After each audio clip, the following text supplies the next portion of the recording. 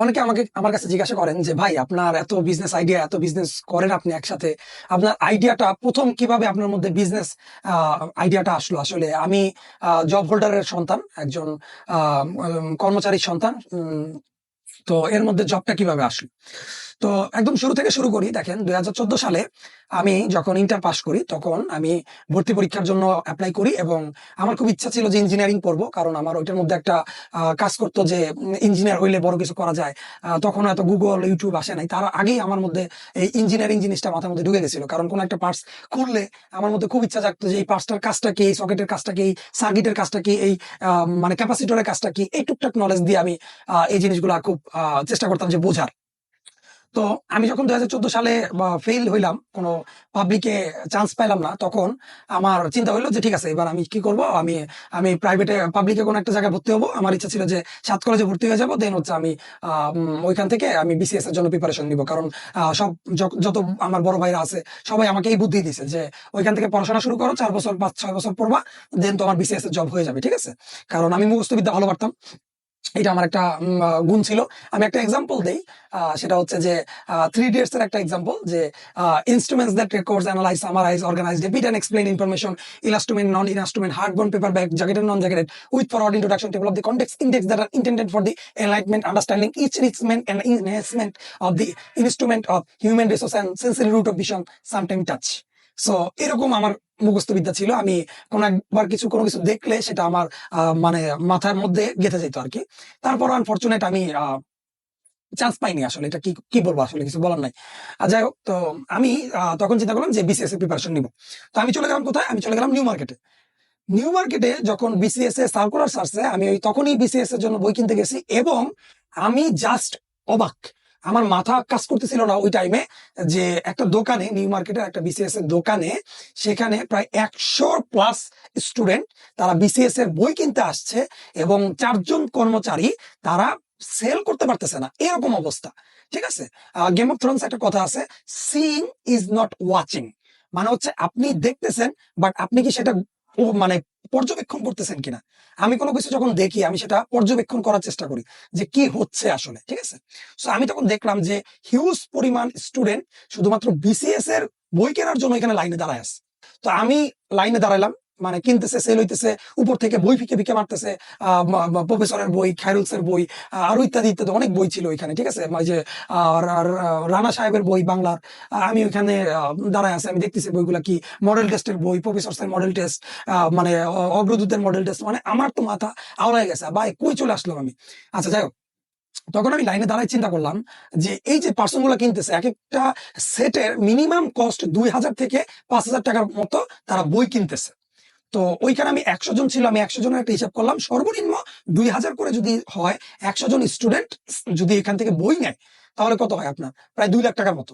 যদি আমি ভুল না করি, প্লিজ ক্যালকুলেশন আমাকে একটু মাফ করবেন, কারণ ক্যালকুলেশনে আমি মাঝে মধ্যে একটু উল্টাপাল্টা বলে ফেলি, একটু ক্যালকুলেটর মিলাই নেবেন। ঠিক আছে, তো 2 লাখ টাকার মতো আমার তখন হিসাব হলো যে 2 লাখ টাকার মতো এখন সেল হবে আগামী 1 ঘন্টার মধ্যে। ঠিক আছে, আমার মাথা তখন টাস্কি খেয়ে গেল। আচ্ছা গেল একটা জিনিস, তখন আমি চিন্তা করলাম একজন বিসিএস ক্যাডার সে মাসে কত টাকা ইনকাম করে? 50 থেকে সর্বোচ্চ 50,000 টাকা, সর্বোচ্চ বা 60,000 টাকা। ঠিক আছে, বাট তারা একদিনে 1 ঘন্টায়, এরপরে তো আরো আসবে, তারা 1 ঘন্টায় প্রায় 2 লাখ টাকার বই সেল করে ফেলতেছে। তাদের লাভটা কোন জায়গা?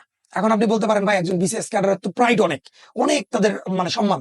ভাই আসলে বর্তমান 2024 সালে প্রাইডের দিকে এত ঝোঁক দিয়েন না। কারণ ভারতে আমি একটা ভিডিও দেখলাম যে একটা ছাপড়ি ছিল, ছাপড়ি মানে আমরা বস্তি বলি, ভারতে বলে ছাপড়ি।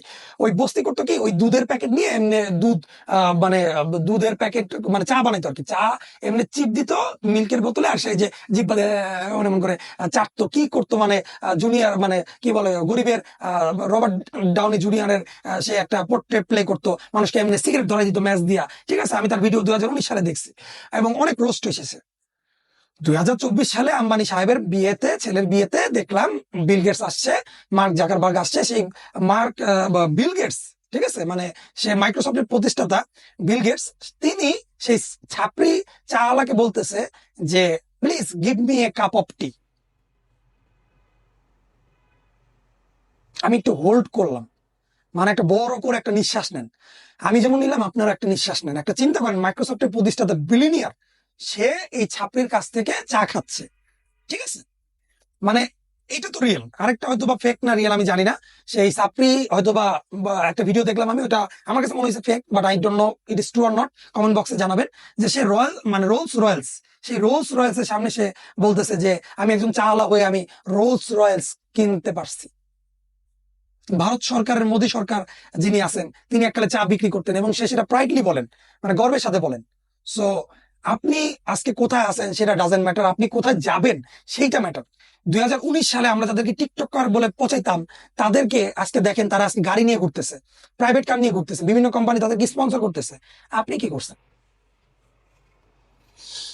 থ্রি ইডিয়টস এর মতো, যে রাঞ্চো যেমন বলে প্রফেসরকে যে সবাই, আমি যখন বললাম যে এই যে প্রি রাজুর মেশিন, বা যে দুটো ওয়ার্ড লেখছে যে রাজু রস্তগি যে মেশিন আর হচ্ছে যে ফারানাইট, এগুলার বইতে কি কোথায় আছে একটু বের করেন, তখন সবাই রেশমে লেগে গেছে যে 30 সেকেন্ডের মধ্যে বই খুঁজে বের করতে হবে এটার অর্থটা কি। তো আমরা না ওই রেড ট্রেসের মধ্যে ঢুকে গেছি, আরে বাপরে কোথায় আমাকে বই বের করতে হবে। একটু চিন্তা করেন না, 5টা মিনিট চিন্তা করেন যে আসলে কোথায় যাইতেছে। আপনি যদি স্রোতের সাথে তাল না মিলাতে পারেন, আপনি আগামীকাল টুডে অর টুমোর হারায় যাবেন। আপনি যাদেরকে আজকে বসতে বলতেছেন তারাই এককালে দেখবেন যে আপনার থেকে ভালো গাড়ি, ভালো জায়গায় তাদের সম্মান নিয়ে খেলতেছে, মানে সম্মান হচ্ছে আসলে। আমি তাদেরকে কোনো নেগলেক্ট করি না, কারণ মানুষের পার্সপেক্টিভ চেঞ্জ হয়। যখন টিকটক আসছে তখন হয়তো মজা টজা সবাই করছে, আমিও করছি, কিন্তু এখন আমি আর করি না, কারণ হচ্ছে সবাই তার রেসপেক্টেবল জায়গায় চলে গেছে। আপনি কি করছেন? আপনি সেই বইতে মুখ গুজে রাখছেন যে কোথায় একটা ভালো চাকরি হবে, একটা সম্মান হবে। ভাই, সম্মানে কিচ্ছু হবে না, সম্মান অ্যাচিভ করতে হয়, ঠিক আছে?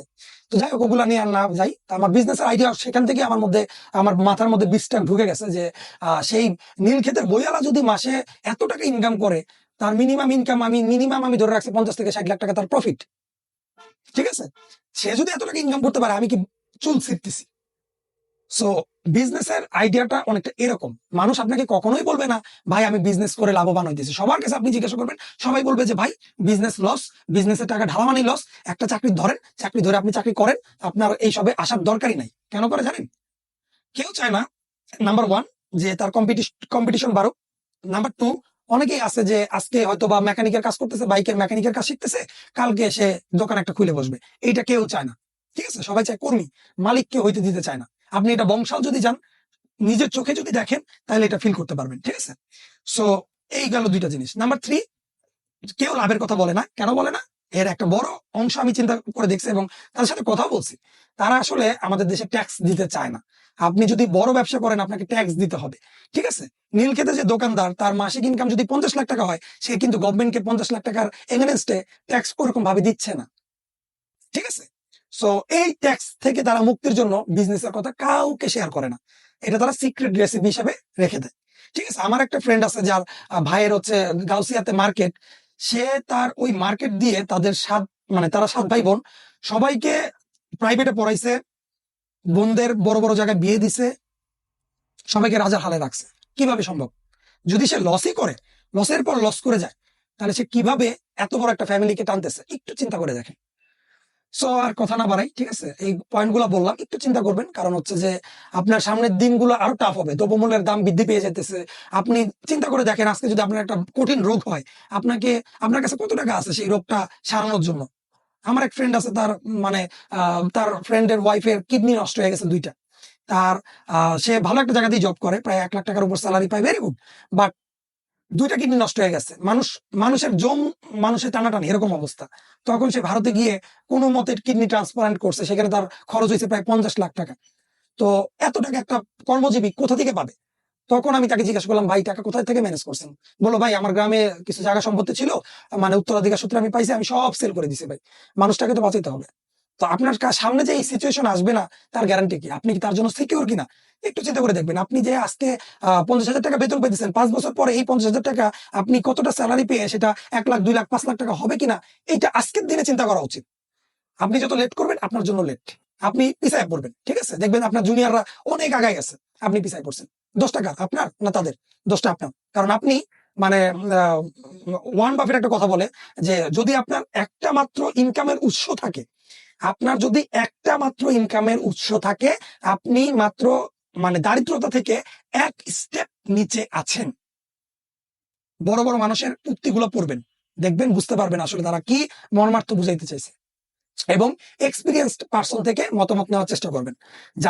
যারা জব করে তারা কখনোই আপনার বিজনেস বুঝবে না। সো রং মানুষের কাছে রং কোশ্চেন নিলে সে রংই উত্তর দিবে।